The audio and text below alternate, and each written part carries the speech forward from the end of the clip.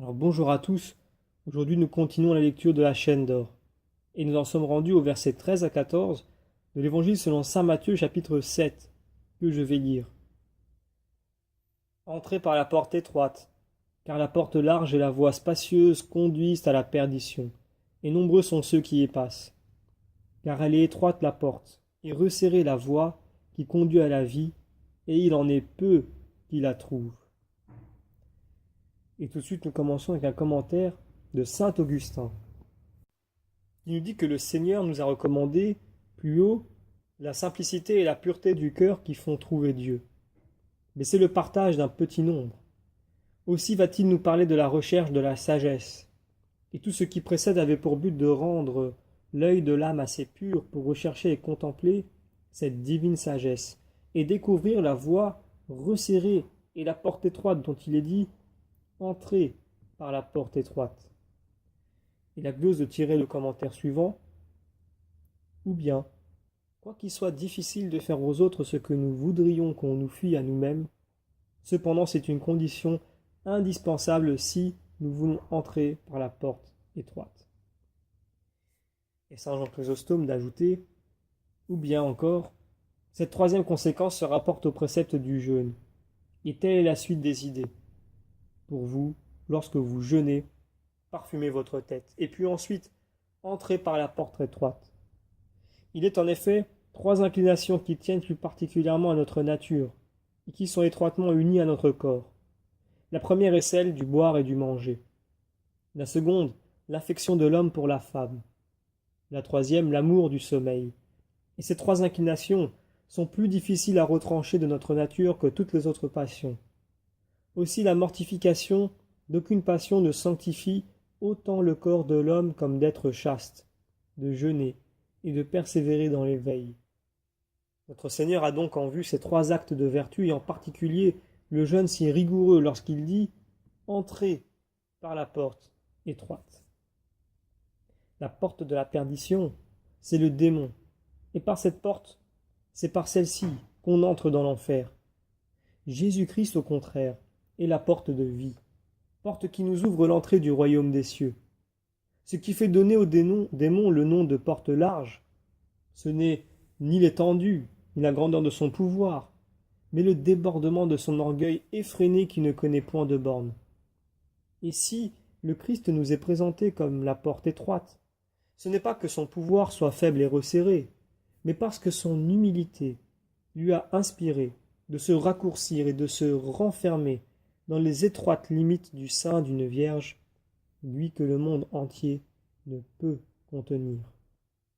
La voie de la perdition, c'est l'iniquité quelle qu'elle soit. Cette voie est appelée large, parce qu'elle n'est pas contenue dans les sages limites de la règle et de la discipline, et que ceux qui prennent cette voie font profession de poursuivre tout ce qui a pour eux de l'attrait. Au contraire, tout acte de vertu est la voie qui conduit à la vie, et on l'appelle étroite pour des raisons opposées à celles que nous venons de dire. Or, remarquez qu'il faut nécessairement marcher par cette voie pour arriver à la porte, car on ne peut arriver à une véritable connaissance du Christ qu'en suivant la voie de la justice, de même qu'on ne tombe dans les mains du démon qu'en marchant dans la voie des pécheurs.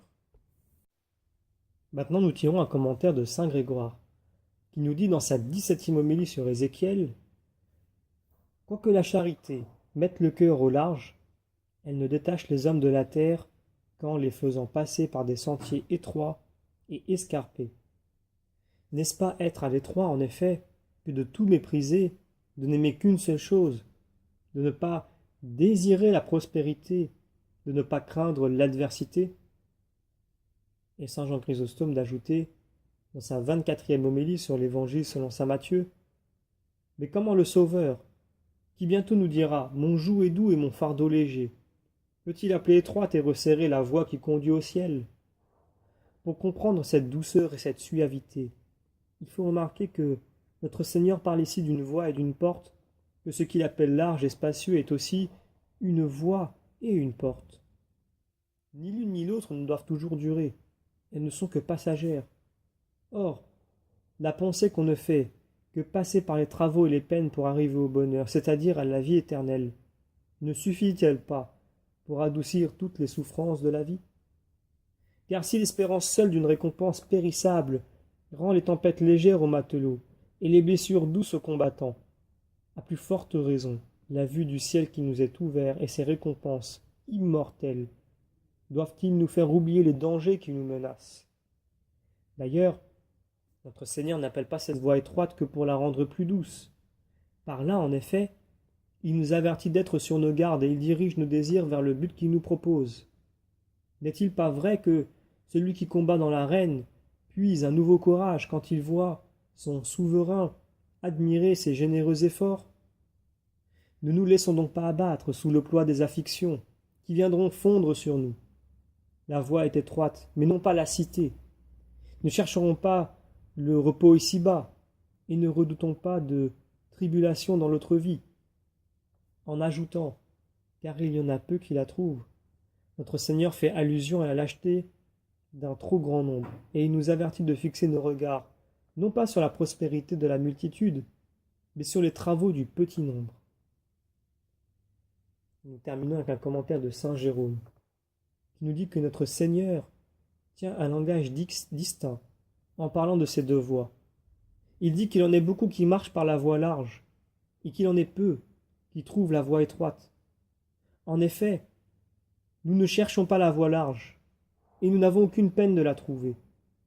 Elle se présente d'elle-même, et c'est le chemin de ceux qui s'égarent. Tous, au contraire, ne trouvent pas la voie qui est étroite, et ne la suivent pas aussitôt qu'ils l'ont trouvée, car il en est beaucoup qui, après avoir trouvé la voie de la vérité, se laissent séduire par les voluptés de la terre et reviennent sur leurs pas alors qu'ils étaient au milieu de leur course. Et donc nous terminons ici la lecture des commentaires compilés par saint Thomas d'Aquin sur les versets 13 à 14 de l'Évangile selon saint Matthieu chapitre 7.